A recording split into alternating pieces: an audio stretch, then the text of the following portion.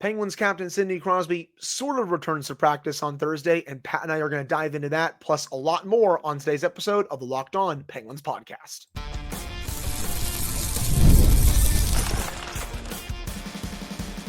You're Locked On Penguins, your daily podcast on the Pittsburgh Penguins, part of the Locked On Podcast Network, your team every day. Hello and welcome back to another episode of the Locked On Penguins podcast. I am one of your hosts, Hunter Hodes.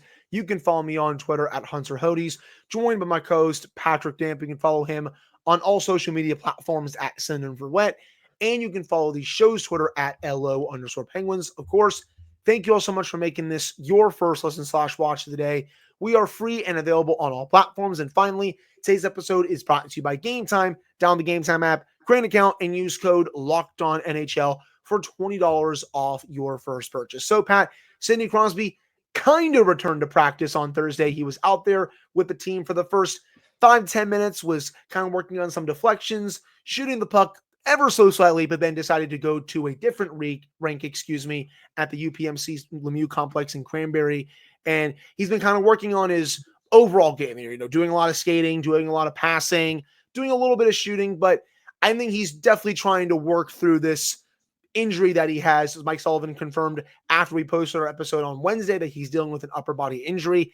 He did not commit to Sid missing any of these two games this weekend, so I still think right now that's very much up in the air, but I won't be surprised if he does miss both of those games, just because we all know Sid really wants to play at the Four Nations. He wants to represent Team Canada once again.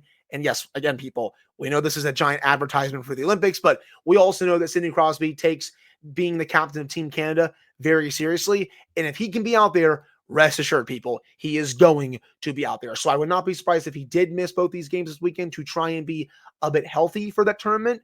But still, the Penguins got a little bit of good news, but still not where you fully want it. He didn't take a full practice with the Penguins on Thursday. We'll have to see if he takes the morning skate on Friday before we see if he's able to play in that game or the game on Saturday, because the Penguins play the Rangers and the Flyers this weekend. And speaking of Crosby also not practicing, you saw some very interesting lines today at practice. Anthony Beauvillier with Brian Russ, centered by Rickard Rakell. So I have to think Rakell is kind of a placeholder there, because we've never seen Rickard Rakell play center on this team. That's for sure. I think they're going to have to call up someone from Wilkes-Barre to play center if Crosby can't go this weekend. Then you have Michael Bunting with Cody Glass and Danton Heinen, Matt Nieto with Kevin Hayes and Philip Tomasino, Boko Imama with Blake Lizotte and Noel Acciari. Defensively, kind of the same pairings: P.O. Joseph, Chris Letang, Matt Grzelcyk, Eric Carlson, Ryan Graves, and Vincent Desharnais. But yeah, the big one, Rickard Rakell is the placeholder today because of Evgeny Malkin. While he is skating, he is not ready to come back just yet. Also would not be surprised if he misses the two games this weekend before the break, before being ready to come back after the break. I actually think that's the more likely scenario if you're asking me, just because he hasn't taken a full practice with the team yet. But again, still don't think Rakell is going to be the team's top line center when they play this weekend. But Pat, your thoughts on the Sidney Crosby situation and the lines that we saw today? Let's not read too much into the forward lines at practice today. And you'll have to excuse me, dear listeners.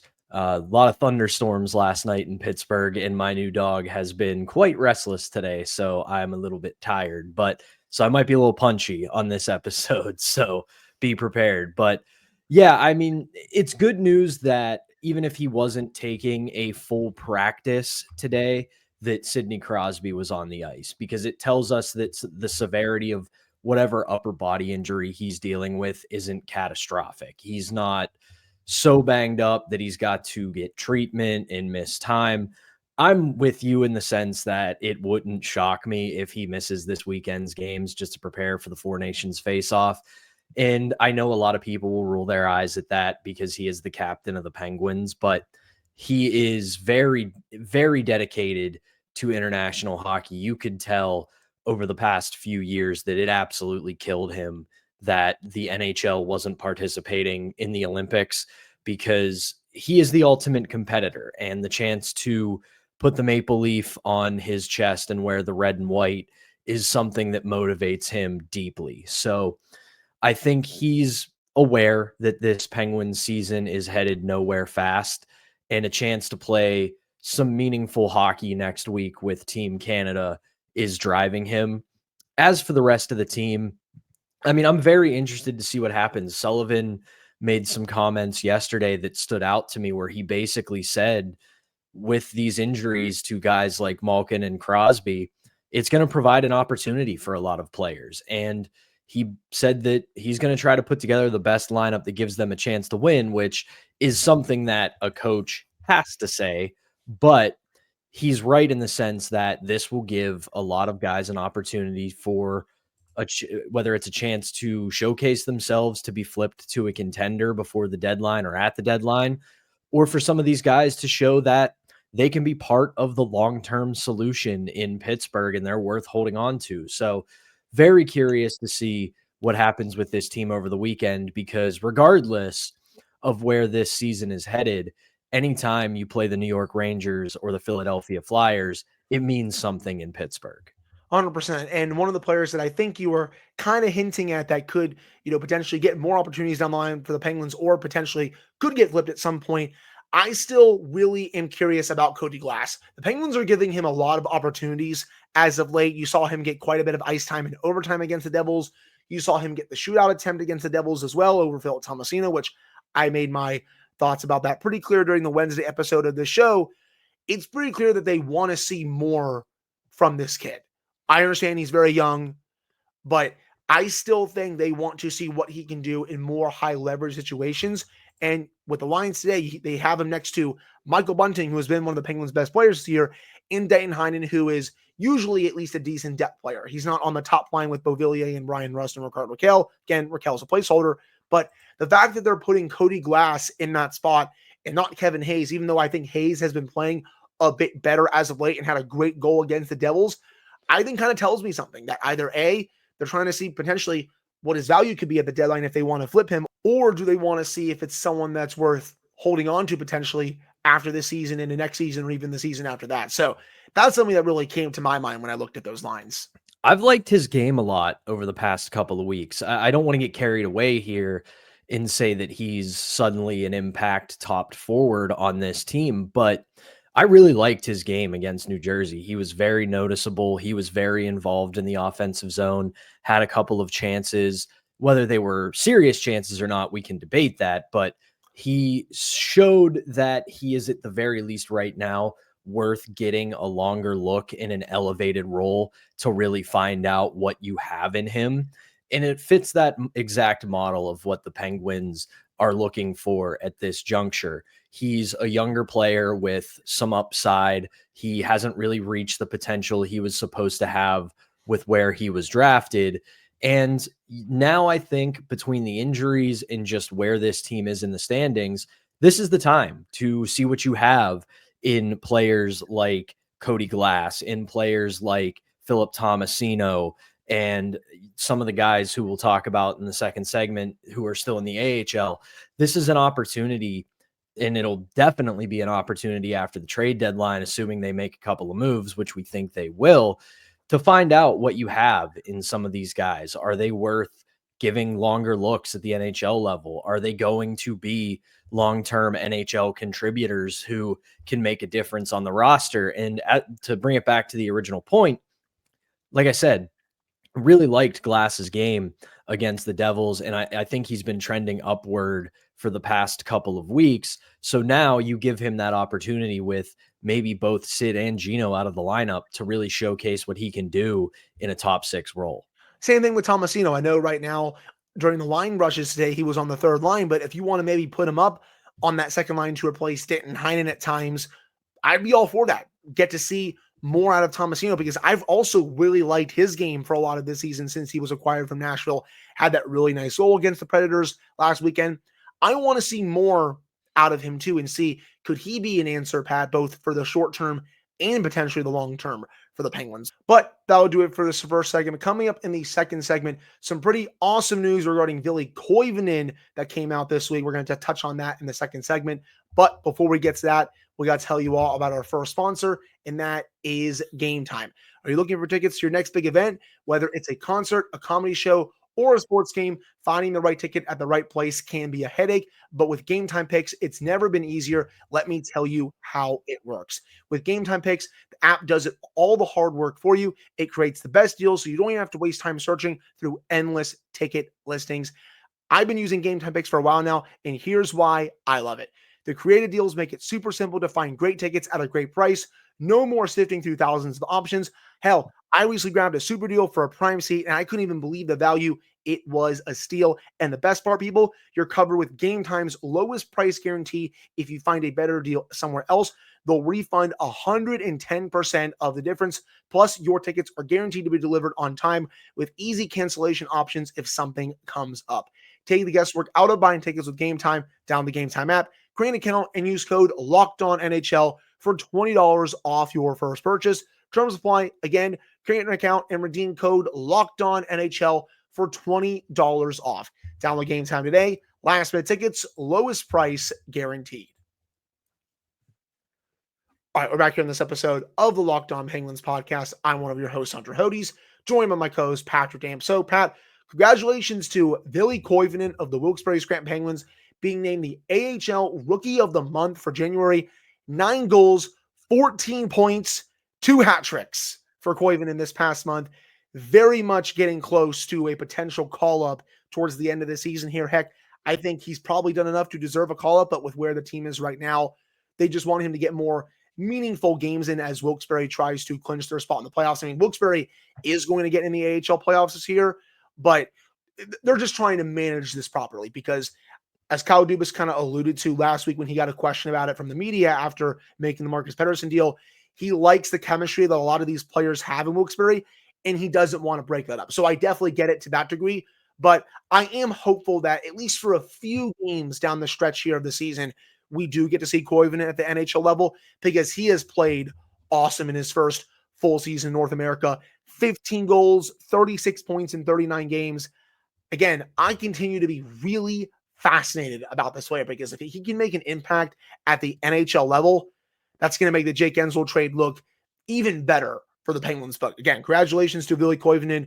Well-deserved honor after how hot he was in January. Absolutely. And when I say what I'm about to say, I don't want it to sound like I'm poo-pooing him being named Rookie of the Month. You said the stats right there. It's absolutely deserved. That's an incredible performance. But I think one of the things that is keeping Koivunen in the AHL right now is he is an absolute boom or bust player in the AHL right now. When he's on, he's absolutely on. But in this month, he played 12 games this past month of January.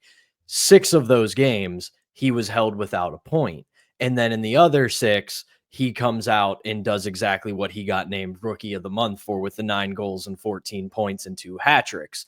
So I look at it 2 different ways when it comes to his potential call up to the NHL. There's the aspect of they want him and I'm not comparing the 2 players, very similarly to Rutger McGroarty. They want him to play meaningful minutes with the baby Penguins. They want him in the top 6. They want him on the top power play. They want him getting the lion's share of the minutes as one of the big forwards on the baby Penguins. And even with where the NHL Penguins are right now, he still won't get those kind of minutes in Pittsburgh. There's just too much of a logjam and too many legitimate stars in front of him at the NHL level that he'd be playing in a 3rd line, maybe even 4th line role. And if you want him to continue to develop as they want him to, you need him to play more significant minutes and more significant time to work on his game. The other way I look at this is they want, and I have been saying this since the summer, they want the games in Wilkes-Barre to matter. They want this team to be competitive. They want to build an organization where when you're in the American Hockey League or even the ECHL, you're not playing just to get to that next level. You're not focusing on, you're obviously focusing on the individual game because the goal is to get to the big club. But when you're there, you're playing for a team that has an expectation of winning. And if they suddenly right now, I think after the trade deadline, we will see call-ups. We will see some of these guys get their shot. But for the most part, when you play for these teams right now, you're not there just to work on your individual game. You're there with an expectation to win. That way you set up a culture and an organization of when you're here, you're dedicated to winning. It's not just getting to the NHL level. So I think with him, a call up is probably inevitable come post trade deadline, depending upon who they move. But for now, I want to make sure people understand players like him not getting a call up isn't stubbornness. It isn't that they're undeserving of it. It's that they want these guys to continue to build towards being impact players in high leverage situations. And they can really only do that right now at the American Hockey League level. Right. And you look at the standings right now for Wilkes-Barre, they're 24-11-4 this year, fourth in their division behind Charlotte, just behind them, by the way, Providence, and they're right behind Hershey. I mean, Hershey is one of the best teams in the league once again. But you also look, they have a lot of games in hand on these teams. You know, 3 games in hand on Charlotte, 4 on Providence, and 6 on Hershey. If they're able to win some of those games in hand, they could potentially, challenge for first in that division. Like Wilkes-Barre, they're in it this year to try and win the Calder Cup. Like that's what Kyle Dubas and Jason Spezza have wanted to build down there. That's one of the reasons I think why they're wanting to really restock this pool is to have, as you said, have these players play in competitive games, have them potentially play for a championship down there. And then, once they get that experience with playing in some of those high leverage, high competitive games, they can bring that experience up to the NHL level because their development will have been better off for it as to just been on a bad team that's just not very good. So I do think that is part of it. And, the same thing for Panamera. He's playing also really well down in Wilkes-Barre this year. I could see him getting a call up after the deadline, of course. And then Rutger McGroarty. Again, I know people are going to look at the box scores and just the total points and be like, oh, he's not playing that well. Trust me, people, he is. He's been very good these last several weeks, to the point where I do think he could get a call up towards the end of the season. If he doesn't, I don't think that's a bad thing either. It's, again, going to take some time to find out how much they have in this player. But at the very least, he will be challenging for a roster spot once again next season. And I think right now, that's more important. Well, and here's another thing to keep in mind about a lot of these players. You run down some of Wilkes-Barre's roster right now. You have obviously the 2 of the guys we've talked about, Ville Koivunen, Vasily Ponomarev. Add in Avery Hayes, add in Rutger McGroarty, add in Tristan Brose, add in Valerie Puustinen to an extent, add in a handful of others. These are guys that they want to eventually become full-time NHL contributors for the Pittsburgh Penguins. And part of doing that is developing chemistry with one another. Because if you remember, if we go all the way back, because guess what, ladies and gentlemen, we're almost 10 years away from the 2016 Stanley Cup. But if you remember when some of those younger guys came up, your Connor Sherrys, Brian Rust, Tom Kuhnhackl, Scott Wilson, guys like that, when they came up, they spent a lot of time together in Wilkes-Barre Scranton. They weren't just guys who they plucked off the street. They played for a cup of coffee in the AHL together, and then all of a sudden we're in the NHL. These guys knew one another. They went through it together. To state it as both a cliche and the literal obvious thing that you do in the American Hockey League, they rode the bus together. So you don't want to disrupt the chemistry these guys are building, because Wilkes-Barre's been playing really good hockey over the past couple of months, and these guys are the main contributors of it. So you keep them together at the American Hockey League level. They play well together. They win together. They experience being professional hockey players together.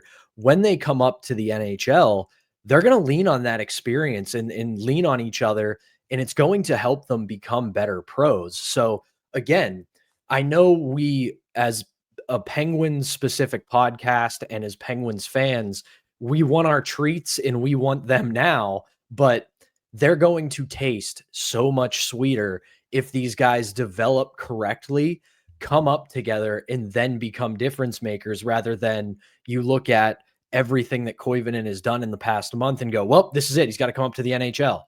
Got to have a little bit of patience for where we're headed with this team. It's not going to happen overnight. It might not even happen into next year. It might be 2-3 years away, but these guys are on a good developmental track right now. and on both the individual level and the collective. So they keep going down this road together. They will become, at the very least, serviceable NHL contributors. Mix that with a bunch more draft picks coming along the way, a bunch of cap space coming along the way. Suddenly you've got some building blocks in place to get this team right back to where they want to be.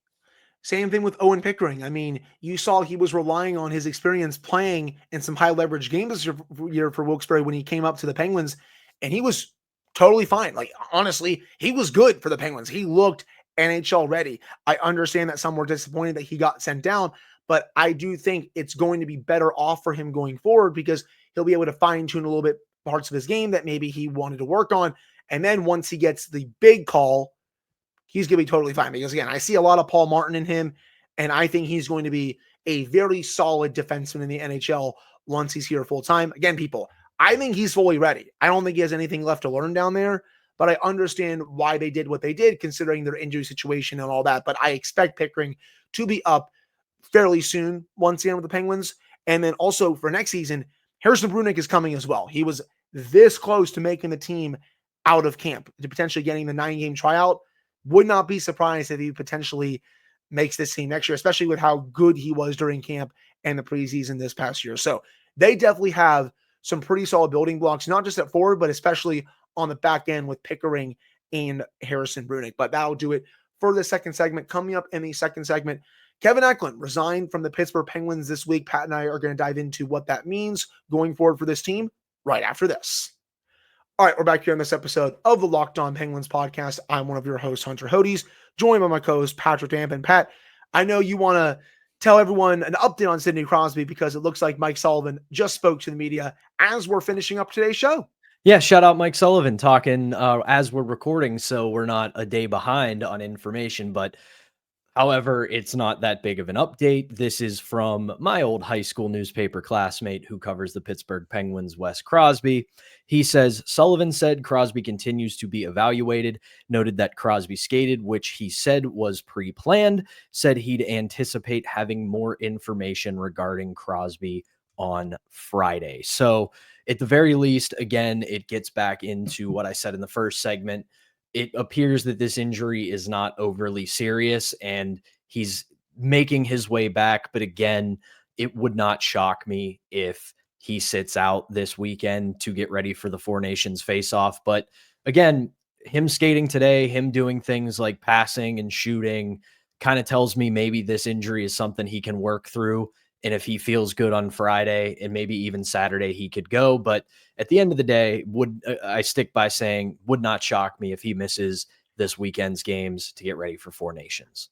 Yeah, I said that off the top of the show. Would not be surprised if he sat both these out just so he can get fully healthy for next week. But we'll have to see what Mike Sullivan says on Friday when he gives a status update for the game that night and then for the game on Saturday as well. But getting to the news for the final segment, according to Rob Rossi, he confirmed that Penguins business president Kevin Acklin has resigned from his job. Remember, FSG, they're looking for another kind of minority owner, so to speak. They're looking to sell like a minority stake in the team while keeping the controlling interest. So I think it has potentially something to do with that, Pat, but still pretty big loss for the Penguins. You know, he was one of the biggest reasons why, in my opinion, the Penguins kind of mended fences with Jaromir Jagr. He was very big into that side with that situation and just did a really solid job in his role as Penguins business operations president. So, Pat, your thoughts on this move?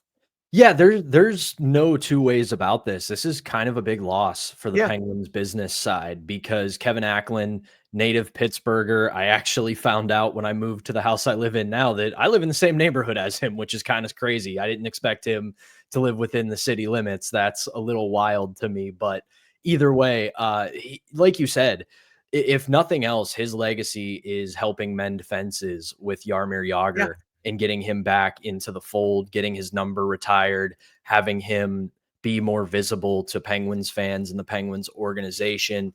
And he had a very, I know that it'll sound canned, but I liked his statement that he put out about resigning from the organization. It kind of tells me that this wasn't this wasn't a split out of anger. It doesn't feel like he was upset with the team or was upset with the direction it was going. It kind of feels like he looked at it as, I've done what I needed to do here. Now I'm going to go check out other opportunities that I might have. So let me read that to everybody. He says, after 7 incredible seasons with the Penguins, I have decided that I will be moving on from my role as president of business operations. I'm grateful to Fenway Sports Group for the opportunity to help lead this organization, to my colleagues for their dedication, and to our fans for their unwavering support.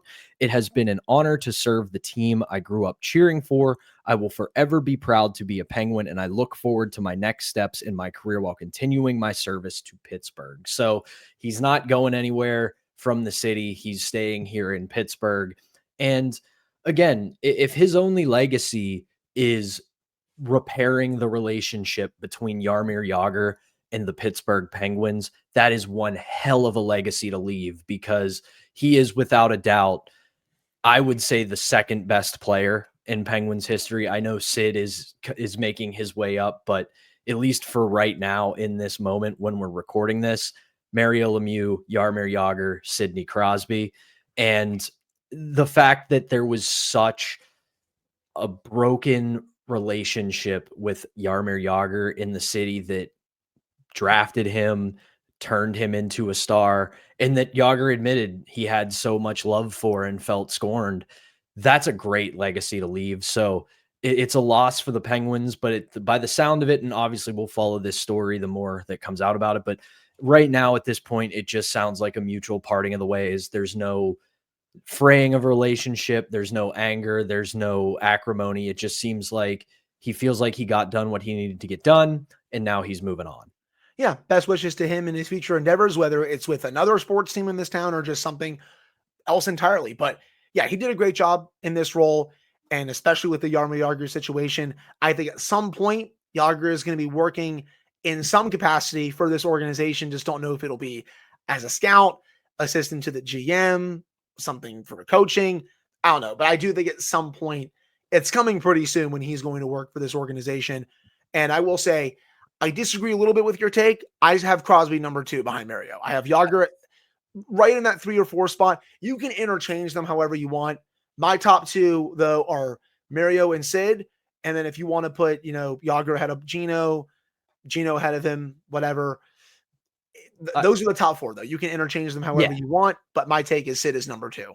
Yeah, I mean, it's not like I'm chiseling that list in stone. I think when Sid hangs them up, it will go Mario, Sid, then Jagr. But I think for the time being, with where Sidney Crosby is, not where he's going, he's number 3 in my opinion. But it's not like he's a distant number 3. He is on Jaromir Jagr's heels as we speak. And I'll add this. This is the one thing I will say that might be, I don't know if you can call it a negative, but with Acklin leaving, now I want to see what this organization does with Jaromir Jagr.